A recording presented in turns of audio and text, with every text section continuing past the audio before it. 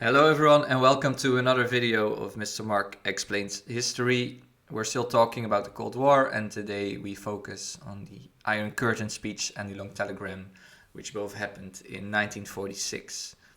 So we'll talk about the Cold War, look at the two superpowers and their relationship, and especially the amount of tension between the two, between the US and the Soviet Union.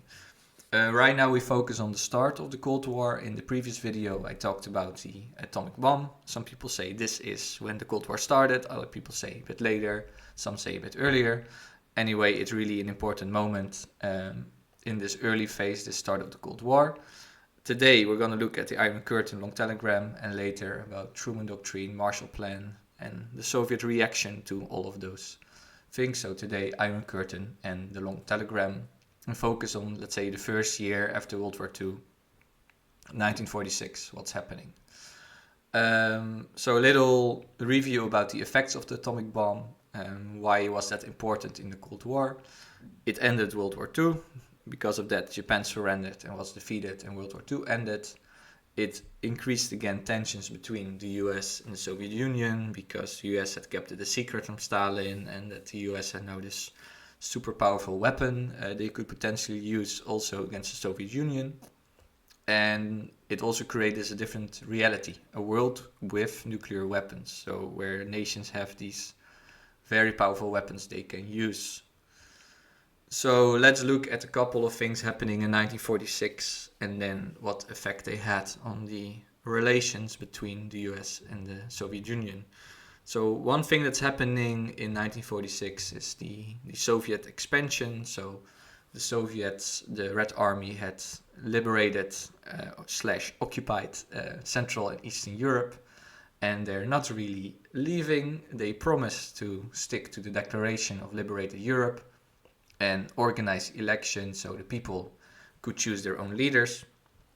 As you can see here below of this picture of the Polish elections in 1947, they did organize elections, but they were pretty much rigged in favor of the local communist parties, who in turn were controlled by the Soviets.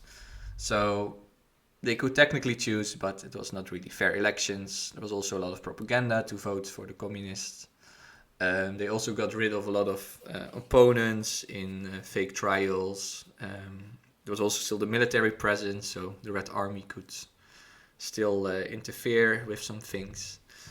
So in other words, the Soviet bloc was kind of taking shape, and all of those countries here you see on the map became satellite states of the Soviet Union.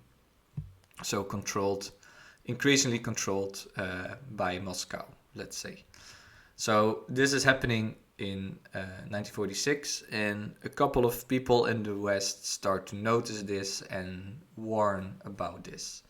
And the first to do that is George Kennan, who worked at the embassy in Moscow, at the US embassy in Moscow, and he wrote a very long telegram, 5,000 words, and the main message of that was that the Soviets had this foreign policy of expanding, that they wanted to expand their influence and their power into Europe, into other places, and that this stems from this kind of old Russian fear of being invaded, this insecurity, and that they wanted these buffer zones and these zones of influence, etc., and also part of communism to spread it. So he warned about that. He warned about Soviet expansionism.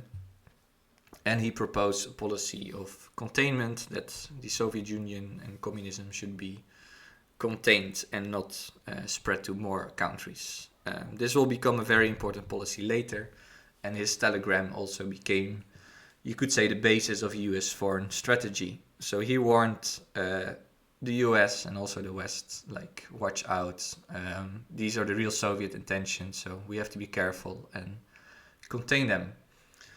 Another person who warned about the Soviet threat was Winston Churchill. In March 5th, 1946, in Fulton, Missouri, he gave a speech. And in this speech, he coined the term the Iron Curtain. And the most famous line is that he said, "From Stettin in the Baltic to Trieste in the Adriatic, an iron curtain has descended across the continent." So yeah, he said there is this Iron Curtain, and we don't really know what's happening anymore, let's say in the East, and the Soviets are kind of hiding or scheming or doing things there. So he also warned of this Soviet expansionism, that they are taking control of those countries behind this Iron Curtain. So you cannot really open it, you cannot really see what's there. It's really like a wall, it's being blocked. Europe is being separated. So he also warned in the speech about that. And as I said, he coined this term, the Iron Curtain, which would be used by many afterwards to describe, let's say, the separation between the West and the East. So here some pictures. This is a nice cartoon showing this Iron Curtain, let's say, and it says no admittance by order of Joe, so Joseph Stalin. You see here the Soviet world, kind of this dark industrial thing that the West cannot really look on, and that Europe here is split into two. So yeah, this Iron Curtain would be known for this, let's say, the separation between the Western capitalist countries and the Eastern communist countries. So to conclude, what were the effects of this Iron Curtain speech and the long telegram on superpower relations?